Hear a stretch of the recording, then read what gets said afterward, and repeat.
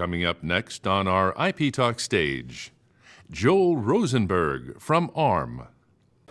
If we look historically where processors have played, historically the application processors are typically implemented on the more advanced nodes, things like 28, 16, 14 FinFET. Then we have the real-time processors, the real-time cores, which are running on the order of typically around 400 to 800 megahertz. Those are being typically implemented on the 40 to 65 nanometer. And then the embedded applications where speed isn't so critical, it's much more about power, have historically been done on the 90 to 250 nanometer. But with the advent of IoT and analog and mixed signal, what's happening is there's a lot more code storage required now. For example, when you go from a combustion engine to a hybrid engine, the amount of control that's required, the amount of instructions that are required go from 256K maybe all the way up to 4 meg or 8 meg. So what's happening is these designs now are migrating more to 55 and 40 nanometer. And it's really the advent of embedded flash on these processes that's facilitating the migration of embedded design and analog mixed signal down to the 40 to 65 nanometer. In fact, I would say 55 nanometer is going to be the sweet spot for IoT and analog mixed signal over the next few years. From an applications perspective, if we look at the different foundry and process nodes, a lot of these applications are done anywhere from 90, 180, but now moving 55 down to 40. On the left axis, there's really what we call the more than more nodes, where foundries are adding to their base CMOS, they're adding the analog mixed signal, NVM, high voltage BCD process capabilities to support these different processes and different requirements. And then, as I mentioned a moment ago, if you look at the embedded flash requirements, it's really the embedded flash that's driving the move to the advanced nodes. It's not that the amount of logic is really increasing that much. Analog, as we know, doesn't really scale. So it's really the amount of code storage that's required that's moving people to the advanced nodes. Oops. Whew, that was close. Okay, and then also from the processing standpoint, the processing capabilities that's required is also, as speed improves or speed picks up, we're also seeing a move to the 55, 65 nanometer nodes. Now, typically, when a customer receives a embedded microcontroller, in particular from ARM, what they'll get is they'll get a reference design that is implemented at a particular foundry and process node. You can see a number from 90 all the way down to 28 nanometer here. And these benchmarks are typically done on standard kind of RVT implementations, which means that they're neither optimized for performance or for leakage. So the question always is how do I improve the speed? How do I reduce the leakage? So what I'm going to talk about over the next few minutes is techniques that we have and physical IP we have that allow you, the user, to improve the performance by, say, for example, going from a 7-track library to 9-track, maybe 12-track for the critical paths, and then going in and looking at the non-critical paths and reducing leakage by going to a smaller track height, going from maybe LVT or RVT to a HVT option to reduce leakage. So if we look at a platform from the objectives that the user is trying to implement, there's typically 3 types of objectives: low cost, low power, and then high performance. For low cost, we have platforms that support, again, the smallest area implementation. I'll talk in a minute about our extended range register files, for example. We're introducing new 6-track libraries, which allow for smaller footprint for particular implementations of logic functions, particularly the microcontroller. And then we also have what we call TGO, or thick gate oxide libraries, which are really useful for implementing always-on logic. These TGO libraries also have a wide range of operation. They can operate from 3.3 volts all the way down to 1 volt, so they can, in fact, interface directly to a battery, as the battery, for example, a lithium-ion battery, at full charge is around 3.3 to 3.6 volts. As it dies out, it goes down to about 2.5, down to eventually about 1.8 before it's fully gone. And so these always-on blocks implemented in TGO can interface directly to the battery. They can also interface directly to sensors as well. For ultra low power, here we have our extended range register files. We have our 6-track libraries. In this case, we also have power management kits. So for the lowest power, for the non-critical paths, typically those will be implemented in perhaps a 6-track or a 7-track library using HVT options. If you're using 40 nanometer, you might even use the 50 nanometer channel lengths for even greater leakage reduction. And then also, that's from the logic side. From the memory side, as you'll see in a moment, you can use our extended range register files, which are capable of implementing instances up to 256K bits. So instead of executing out of flash, you can boot up from the flash into the RAM and then execute out of the RAM and significantly reduce your overall system power. And then for high performance, we have our 9-track and 12-track libraries. We also have the high-speed and high-density SRAM compilers. So depending on what your requirements are for memory and logic, we have physical IP platforms for those as well. The point is that if you are using a particular foundry and process node, you get an ARM platform, for example, on 55 nanometer, you'll get the libraries, you'll get the memories, you'll get the IOs, everything that will be required to either run at very high speed as well as reducing power to the absolute minimum. That's what we mean by a platform. And we have these platforms available on many different foundry and process nodes. You can see up here, in total we have over 130 foundry and process node combinations. So depending on what you're looking for, there's a good chance that we support that particular foundry and process node.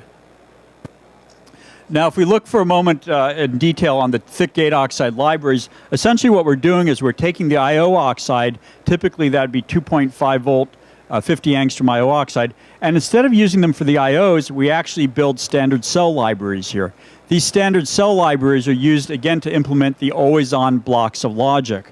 So the advantage of this is that you can get significant leakage reduction, both active and leakage reduction, power reduction, in your SoC for those always-on blocks. Typically about 17x lower leakage than you would with a thin gate oxide equivalent. What we see here is our extended range memory compilers. In the green on the bottom there are the register files. In the orange up here is the conventional SRAM compiler. And what we've done is we've actually extended the register file compiler from 64K all the way out to 256K bits. What this means is, and this is pretty common for many IoT applications and embedded applications, is you can actually take your instructions out of the flash, you can load them into a very area and energy efficient register file instance, and you can execute out of RAM and shut down your flash. You can shut down the charge pump, the flash, isolate it, and significantly reduce your SoC power. Now, if you're going for speed, then you can still use the conventional SRAM. You can still generate a 256K or even higher SRAM using the SRAM compiler. So the point is that we offer a variety of compilers, high speed, high density, register files, SRAM. They can all generate the same instance sizes, but they all have different benefits in terms of power, performance, and area. Our next generation memories also include a number of leakage reduction modes. They include full on operation. They include a light sleep, deep sleep, and power down mode. The light sleep and deep sleep are essentially what we call retention modes. They retain the data. So depending on what the duty cycle is of your functions, if it's, for example, you're only operating maybe 1% of the time active or even less, which is very typical in an IoT type of an application, then you can go into a very deep sleep. You can significantly reduce your leakage, and then you can power back on when you're ready to go. And these modes here are supported by the microcontrollers, so they work hand in hand with the memory functions we have. Now, of course, when the deeper the sleep you go into, the better leakage reduction you get. So you can see when you go from light sleep to deep sleep to power down, you get significant reduction in leakage. At the same time, there is a penalty to be had in terms of wake-up time. But again, if you're off most of the time, you only need to come up, say, maybe you're sampling or polling, maybe once a second or twice a second, then you typically would be in a retention 2 mode, and you wait a few clock cycles, and then your memory is up and running again.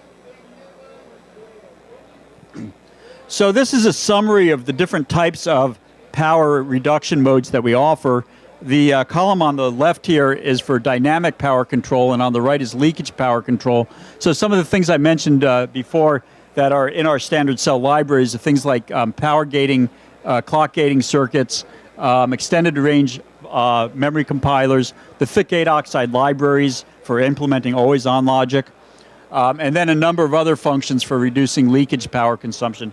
All these functions are embodied in our standard cell libraries, either in the base library or the power management kits. Now, the next question is, how do I get access to these libraries? All of the ARM libraries are available to evaluate at no charge, whether it be 250 nanometer, 180, all the way down to FinFETs. What you do is you go to ARM.com, to our Design Start website, and here you can select the particular foundry you're interested in, the particular process geometry, the process node, and then the specific IP you're interested, be it memory, standard cell, or I/O. And again, all this is available on the ARM website. If you're not sure, just go to www.arm.com, and then you go to Design Start, and you can register and get an account. As I mentioned a moment ago, many of our memory compilers can generate the same instances, only you may be optimized for high speed or low power or small footprint. So we also have another tool that complements our Design Start. It's called Memory Explorer. With this tool, you can download the different compilers you're interested in, and then you can generate the instances that you're interested in evaluating.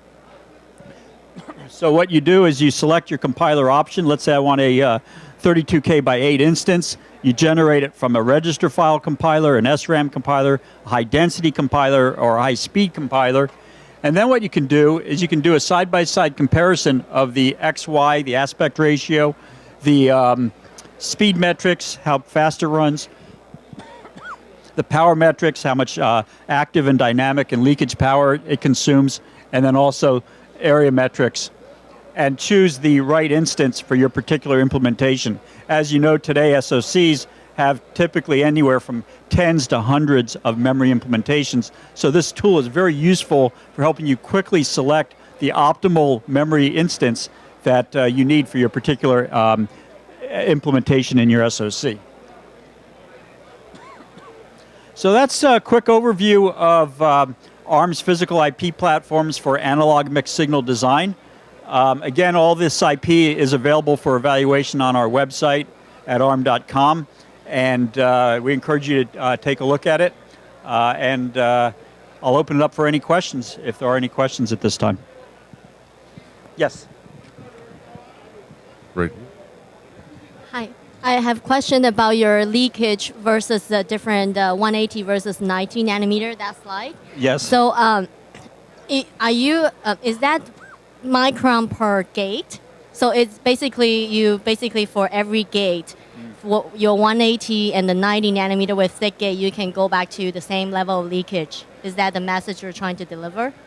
So the question is what is the relative leakage by process node? Well, it's actually an interesting point, because as you go down the process geometries, as you go, from example, from 180 to 130, 90 down to 65 and 40, the process itself becomes more leaky.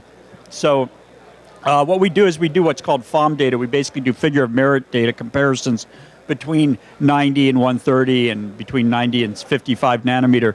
So the leakage reduction that you're going to get for a particular foundry and process node is really dependent on two things. One is the native process itself, and then the benefit you get from using the thick gate oxide libraries. So I can't give you a specific number because it's different for each foundry and process node, but overall it's improving. As the process gets leakier, the benefit of TGO library gets better and better.